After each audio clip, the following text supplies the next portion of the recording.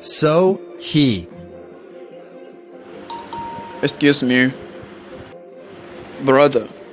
Do you know that the Holy Prophet Muhammad sallallahu alaihi wasallam said, if any one of you sneezes, he should say, Alhamdulillah.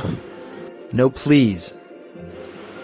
May the blessings and peace of Allah be upon him, said, after sneezing, we should say Alhamdulillah, which means praise be to Allah. Oh. Then it becomes compulsory upon those around the one who sneezed to say, Ya Rahamukallah, which means, may Allah's mercy be upon you.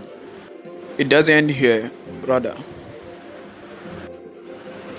Then the one who sneezed also replies by saying, Yahdikallah, which means, may Allah guide you.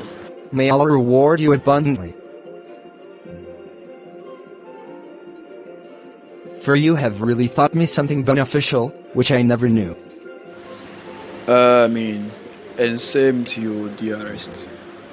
Assalamu alaikum.